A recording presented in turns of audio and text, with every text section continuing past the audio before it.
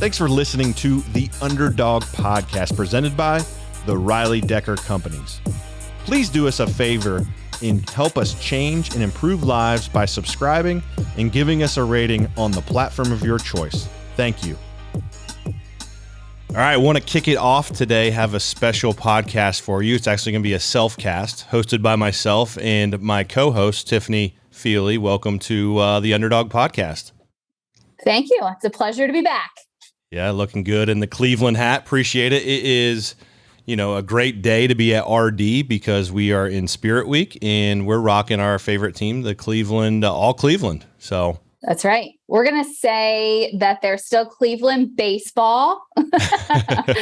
Yeah, not the Guardians, a little sore subject between us, but nonetheless, before we digest on Cleveland sports today, we wanted to pivot and move and really appreciate Tiffany helping, ask the questions and have hopefully a very mindful and inspirational, hopefully conversation, which hopefully we leave that for our listeners.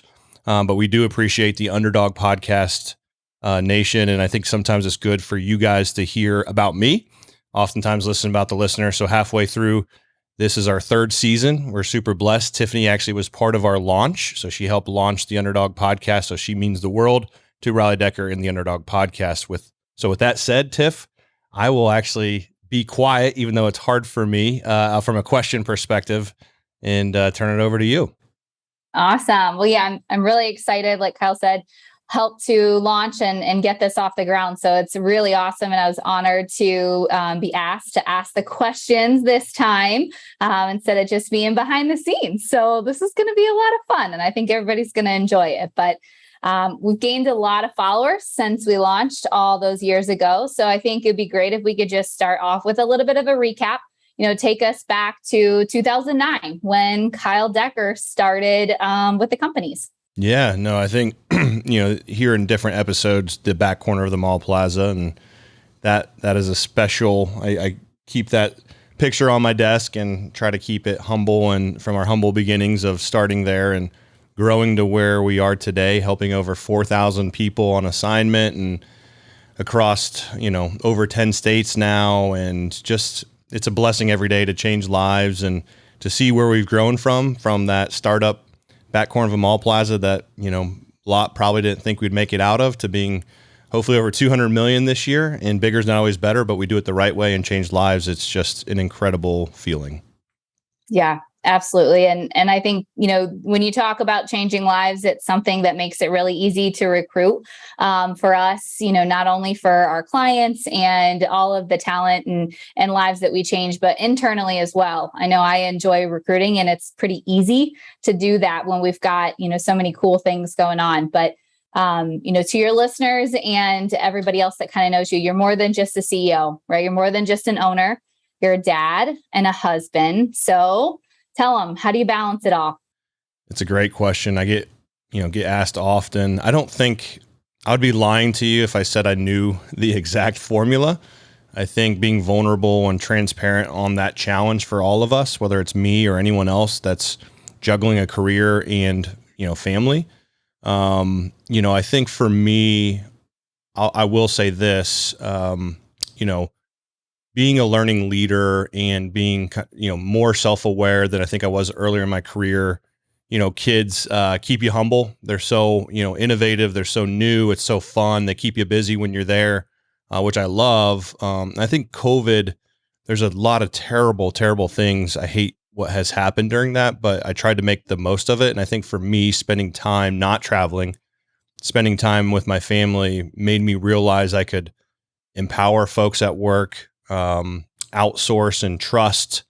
I think, as you know, with me, sometimes I probably trust too much. I probably empower too much, but I'm okay with that. I would rather, as I say, work for other people, give them the opportunity for me to support them, and they drive their unit forward and own their 20 square feet. And it's worked well. We've grown and we have a lot of great people, and my family life has improved. So I have 3 kids that don't, some life updates.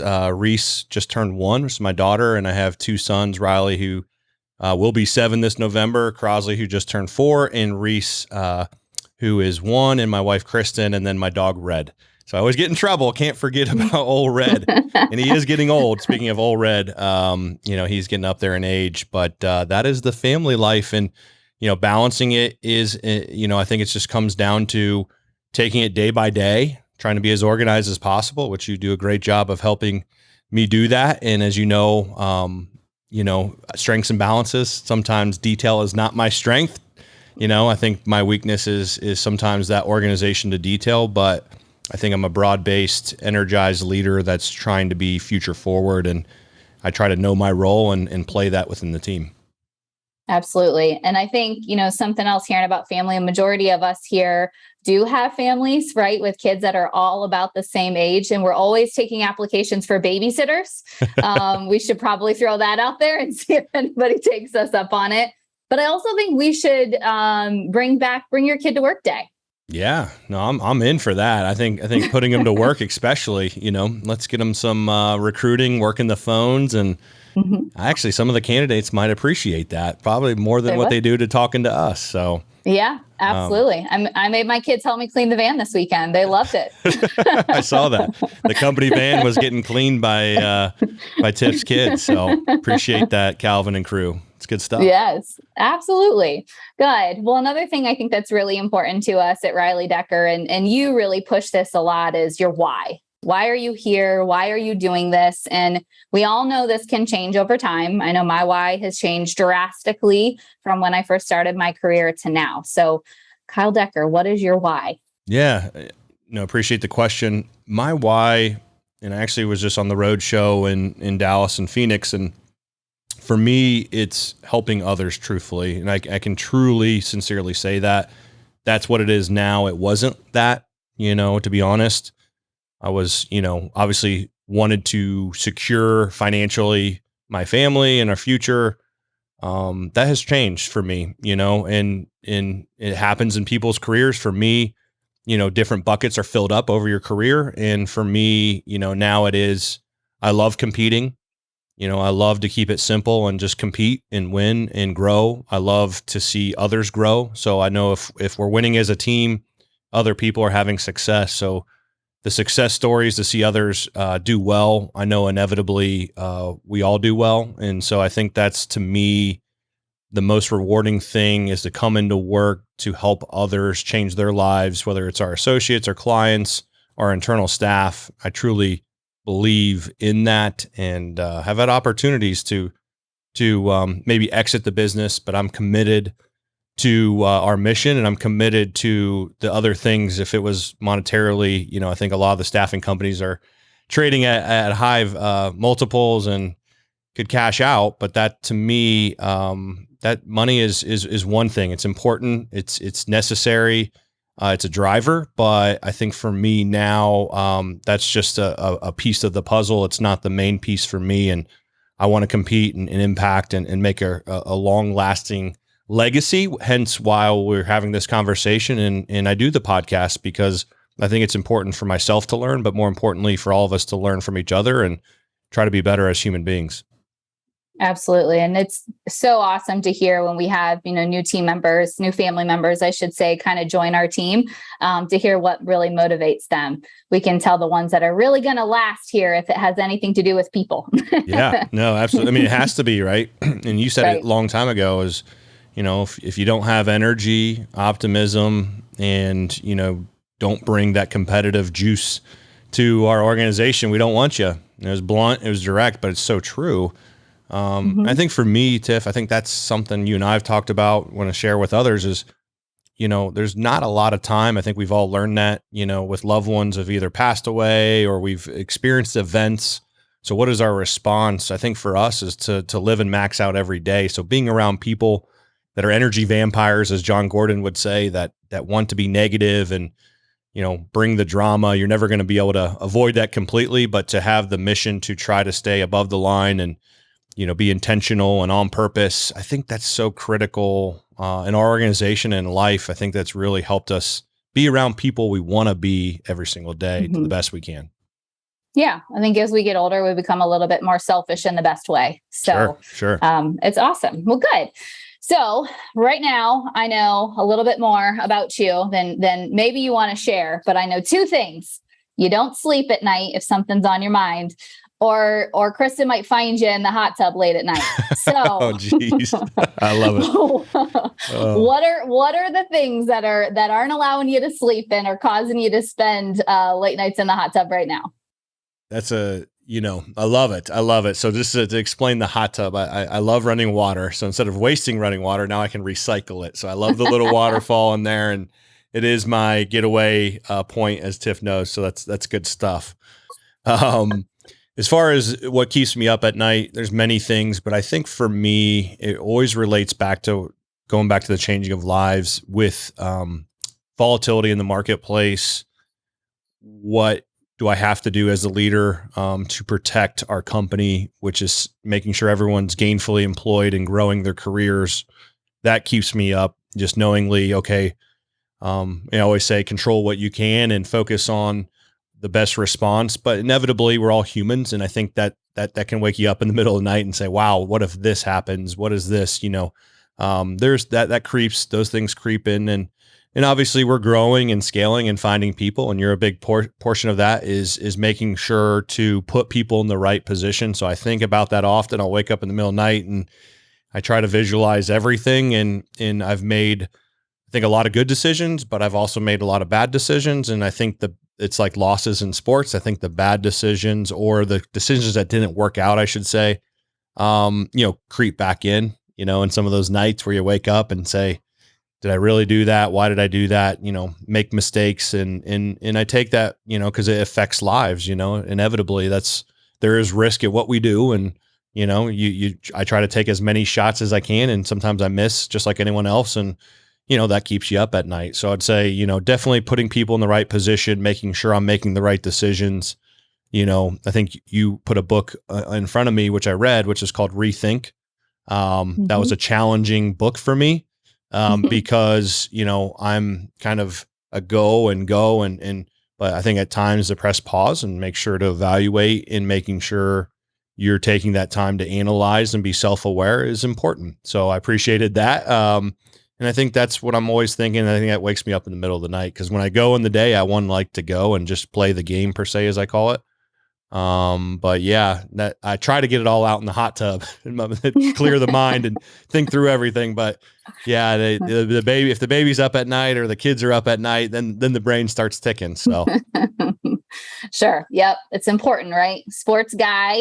We got to watch the films even when we don't want to. Probably more important to watch the films when we don't want to. So awesome. Okay, let's talk about some positive stuff. We have some really good movement going on at Riley Decker Companies. The newest division is Galaxy Healthcare. So tell the listeners a little bit about Galaxy and kind of what motivated you to launch this new division. Yeah, no, absolutely. A lot of probably been seeing some delays in the podcast a day or so. Been busy, but the podcast is still really important. But Galaxy, to go back to that, has been a great initiative for us. Is something passionate about. My mom, Karen Decker, actually just retired, being a lifelong healthcare professional. So shout out to my mom. And, healthcare, I come from what I always say, a family of nurses, my cousins and aunts, and obviously my mother. It's always been a field that I've been very interested in. And so I heard there was, I know, engaging with our industry experts, the need, the viability of creating a business in the staffing sector and trying to be part of the solution, and what we've done in different areas of our industry, and bring that to the healthcare. And been shout out to a bunch of our healthcare professionals and staffing firms. Some I might have on the podcast that have had tremendous success coming up, but they, it's been very welcoming, challenging. So I love the challenge. It's all new, going, yes, it's in the staffing space, but it's new, which is exciting. So there's different workflows, there's different language, there's different all sorts of things, but inevitably it comes down to relationships. It comes down to caring for people. It comes down to working hard in the core roots. But I look forward to the challenge. 14 years into it, to answer the question, I was ready to continue on with the job center and more talent, but also add to our arsenal staffing companies at Raleigh Decker, and we're super excited to have Galaxy. As we said, we just launched. So Galaxy Healthcare, shameless plug. If you know someone that needs to be working as a nurse or in the healthcare space, or you're a client, give us a call. So yeah, check them out on social media. Their social media is on point. Yes, it is. No doubt. Awesome. Good deal. All right. So we're going to dig into something here that's a little deeper that I'm not sure how many people actually know about. And, again, I was obviously very honored when, you asked me to do this with you. But more importantly, I was really proud of you for wanting this to be something that we kind of shared, or you kind of shared with everyone else. So tell the listeners a little bit about why you stopped drinking a few years ago and kind of the impact that has had on your life since you did stop. Yeah, no, it's definitely very personal, but I think I had someone reach out to me recently. It's become, I wouldn't say public. I'm not a public figure, but I've been pretty open with people around me, and whether it's people at work or they're, someone reached out that's close to me, and, I felt like I could help them. And I think I am, and I've helped a few others. And I said, it's selfish of me from my perspective to keep, my story more internal and not share it to help others, because that's the Underdog Podcast. Mm-hmm. So, yeah. So, I struggled for a long time with, drinking, over consuming, and it was affecting all sorts of aspects of my life. And us as leaders, you look internally and you're pretty disappointed in yourself, and I want to be better. I'm just like anyone else. I have my own challenges, and over consuming and alcohol was a big challenge for me. I just had to look it in the eye, and I got tired. I was putting, my family and business and people I loved at risk because I would overconsume and not handle, whatever you could say. I could make a million excuses of why I overconsume, whether it's work stress, if it was the world we're living in or whatever, right? And, was making bad decisions, and it was putting, like I said, my life at risk with, a lot of different things. And I was tired. I was ready to just, came to a breaking point, and, looked myself in the mirror one day and I didn't like what I saw, and gave it up cold turkey. And a lot of even my friends don't know, a lot of people close to me, my family knows, but they might not even understand why.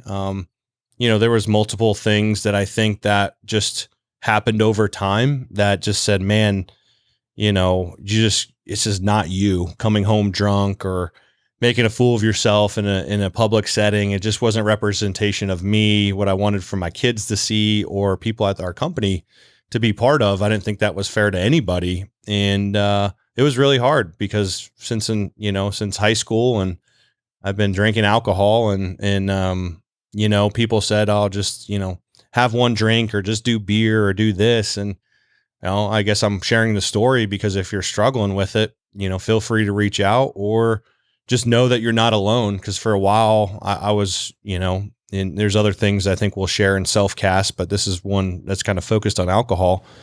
It was hard. It was hard to realize that, hey man, like when you drink, you just don't handle it well. You overconsume, you have no self-discipline. And I pride myself on that in a lot of areas. And, to look yourself in the eye and say, hey, you can't handle alcohol, how you consume it and how you manage it. And God bless people. Hey, go drink, go have fun. Unfortunately, it's not for me, and that was a hard thing because you go out and you do this and you do that. And it's been one of the best decisions of my life. I look at the moments with my kids. I'm a lot more present. I don't lose days at work hungover.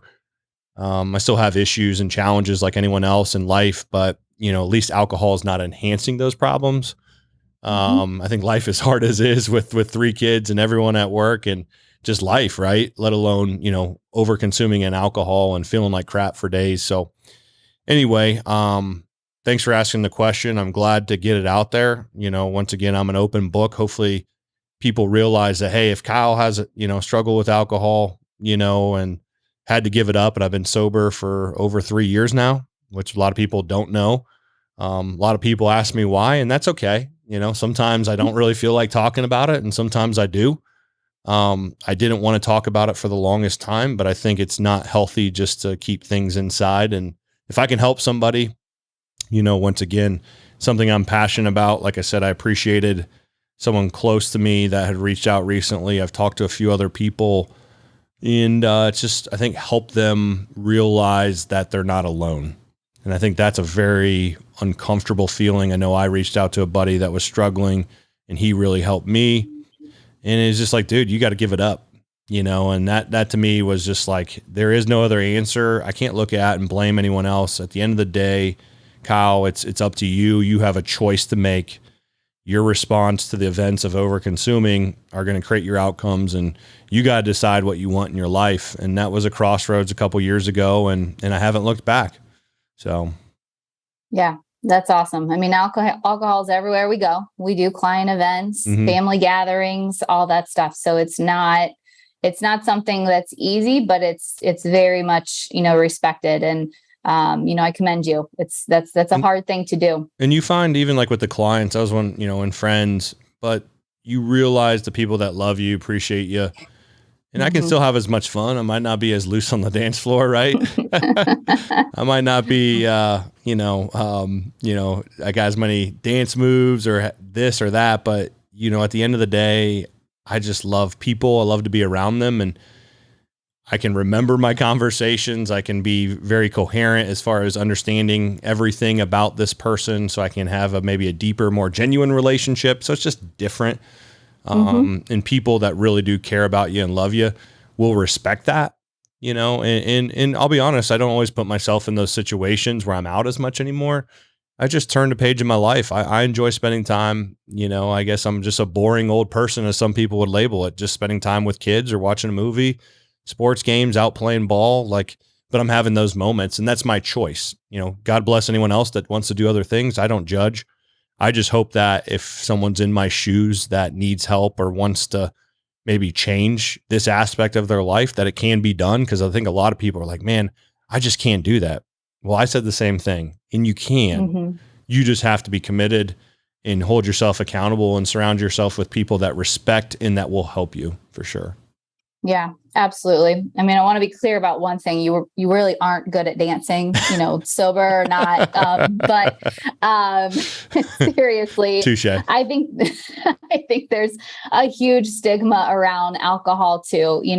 I love to hear that your rock bottom looks different than everybody else's rock bottom. You don't need to be a full-blown alcoholic to give up alcohol, right? If it's not benefiting your life, it's not benefiting your life, and that's your choice. And I think that's an awesome choice and a decision that you made to stay strong to that. And I'll share this because you're kind of part of my journey. Was one of the days, or pretty much the day of, was our episode, 2 or 3, Tim Dorsey.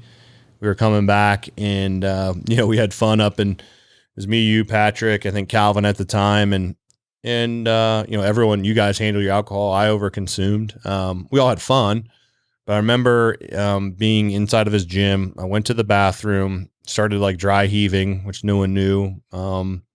Walked out. I was so hungover the day after.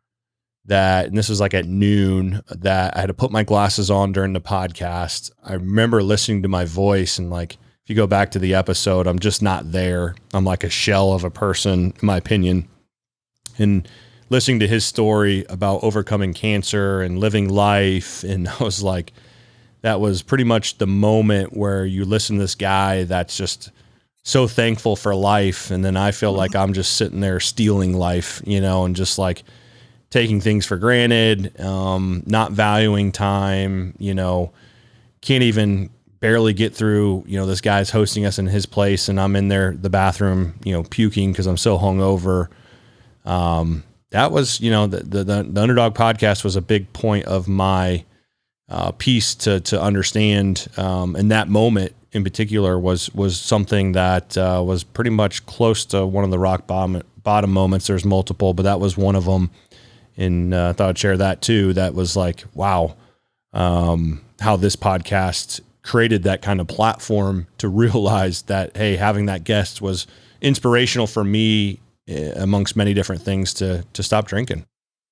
Yeah. Yeah. Talk about being vulnerable, right? You had to look at that episode. You had to look at the pictures. You had to listen to the episode It was terrible. again and again and terrible. again. Yeah. It brings back, it's like, it's like that loss you in sports you put on film, like losing the Super Bowl. I'm sure for those Bengals fans just watching that last play over and over again in Aaron Donald, but it drives you, right? Makes you want to get better.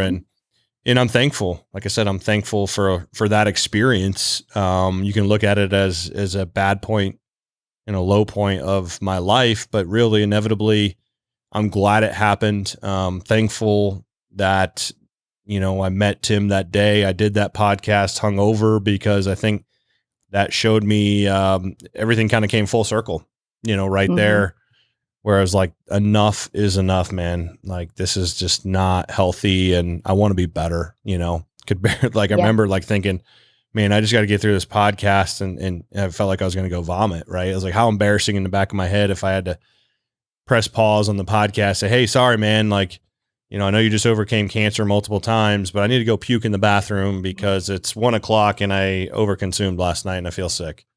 It's just like, anyway, enough was enough, and thankful for the podcast, thankful for the listeners that have supported this mission. And I look forward to continue to share different things too. Absolutely. Awesome. Well, good deal. Well, I think I've got two last questions, one last question, and then we're going to do some rapid fire. We're going to bring that back. We used to do rapid fire a lot when we first started. Yep. So I think it could be a fun way to kind of do a little bit of a throwback and end us. But before that, I think it's important to, we really do a great job, I believe, at Riley Decker, recruiting the best of the best, people that want to be here, people that are also passionate about people. As we continue to grow, it's just not realistic that you can meet everyone their first day, right? Or even their first week or their first month. Traveling to Arizona this last week, in Texas, you're meeting a lot of these people for the first time. So if you had a chance to tell somebody something on their first day as a Riley Decker family member, what would you tell them? Ooh, usually I don't get stumped. That's a deep one. I think we talked about, innately loving each other, LEO, like, I think it's weird. I don't think it's weird. I think people view as like, when they use the word love, I'm probably loose with it, but, I'd tell them I love them and, I appreciate them, which I did last week. And even though I might not know you, you're part of the family. And all I ask is just 100% effort and accountability, and results will come. Just say, hey, if staffing in this business, if you put the work in, you can be here forever. And God bless those that have been with me for over 10 years, 14 years, heading to 15th year. People are hitting milestones, us working together, and everyone has one common theme. They care, or we call it the gas factor, the give a shit factor. And if you really care, and you're open up to loving your teammates and loving each other, loving our associates, loving our clients. Some people can say caring, some we use passion, right? To change lives. And it's all good, and that's what I would say. That's what I do say. And I don't always use the word love because I think some people, I give them a hug though. I'm a hugger. So if you see me out there, even if you're a listener, don't always know where you guys are, but I've had a few that said, hey, I love the podcast, and that means the world. And if you are local or I'm out traveling, I'm traveling, hey man, come, let's give each other a hug and say, hey, we love each other. Cause I think we need more love around here, Tiff, than hate, for sure. So I agree. Spread more love. For sure. Awesome. Okay, here we go. So I thought we'd have a little bit of fun with this since we are in 10 different states. Riley Decker Companies is in 10 different states.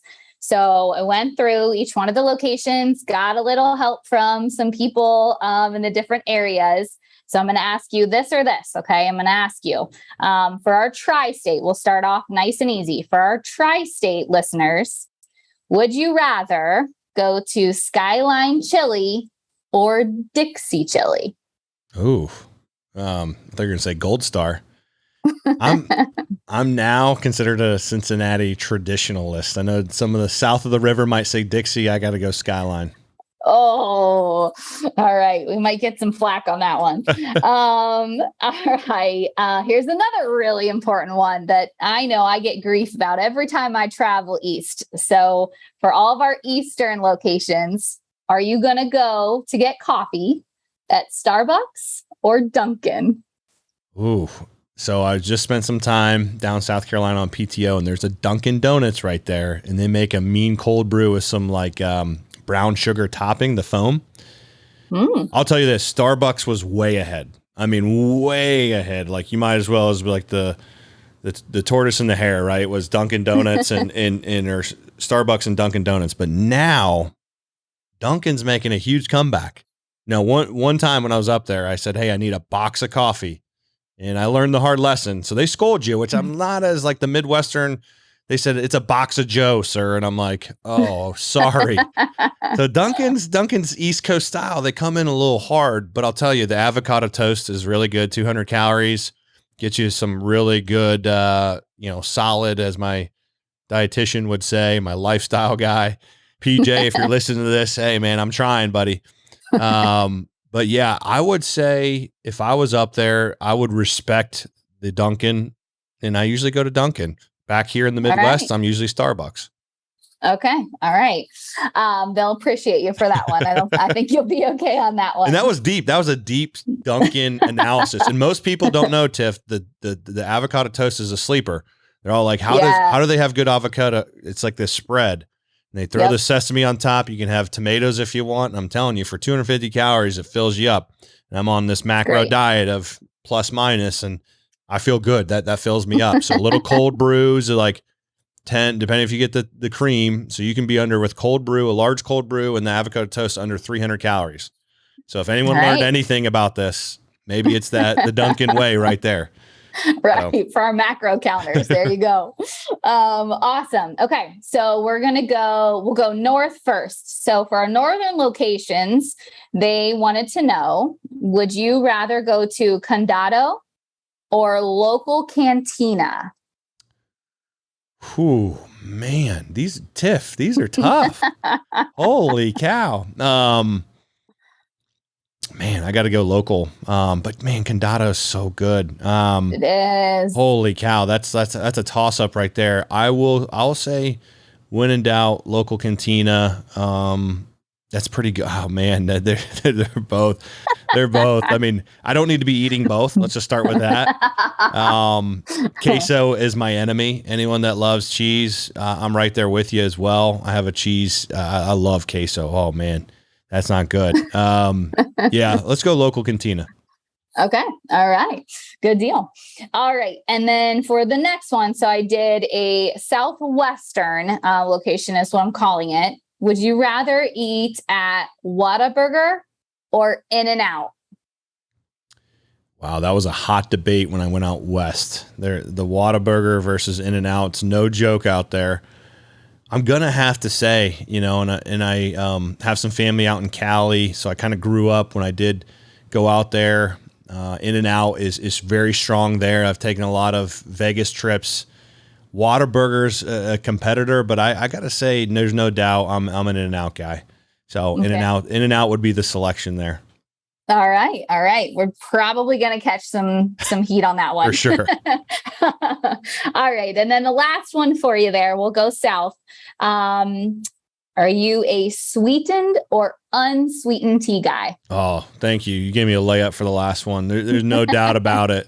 If I had a choice, the health, I would say if I'm splurging, there's no doubt in my mind, there's nothing better than Southern sweet tea, and especially if it's homemade. Oh man, there's some. I don't know how many, how much teaspoons and really probably pounds of sugar these guys put in that stuff. But man, if you really, I can't imagine the grams of sugar that are flowing through these sweet teas. But my goodness, I went to a wedding down there in Charleston on this plantation, and it was probably the best sweet tea I've ever had in my life. Seeing the Southern swangs coming out. Talking about sweet tea, I feel like Brian Kelly here. But the sweet tea, no doubt in my mind. But as you've taught me and many others, the health factor of the grams of sugar, They're no joke. If you want to be healthy, you need to be careful on that sweet tea, because that sugar, there's a lot of grams, but sweet tea for sure. All about balance. All about balance. There you go. Yep. Yeah. Well, that's it. That's all I got for you. This has been super fun. And thank you again for asking me to interview you, and hope we can do this again. But you want to tell everybody where they can follow you? Yeah, no, absolutely. It's kind of weird hearing that. Where can they follow me? But yeah, usually all the handles, which has been great, and the marketing team's really helped me with this, is at Decker KP or Decker _ KP for Twitter. So if you put Decker in there and typically Kyle Paul, there you go. Someone might not knew about that. My middle name is Paul, after my grandpa, Paul Decker. So it's Decker KP. You can find me. I'm pretty active on LinkedIn, Kyle Decker, on LinkedIn, Facebook as well. I'm a pretty public person. I would love to help. Like I said, my inspiration now is to help others, and I try to share as much as I can. Probably too much at times, but I would rather, once again, that's, if you know my nature, is I want to help more than not. And I'm okay with being open and vulnerable. And yes, Tiff, you did a great job. I would love to do this more. I think it's been requested. So probably once, twice, if not 3 times a year. My mentor, Ryan Hawk, does this as well, where he wants to share, insights and questions, and allow, his co-host at that time, whoever he chooses. And for me, no one better than you to get the best out of me. Thanks for putting me on the hot seat. And as always, thank you. And the best is ahead. Absolutely. Thank you. Thanks for listening to the Underdog Podcast. Please subscribe and rate our podcast on the Apple and Google Podcast apps. Leave a 5-star rating and send our Twitter handle a screenshot of your rating at Underdog Pod with your shirt size for a chance to win a free t-shirt. See you next week on the UDP.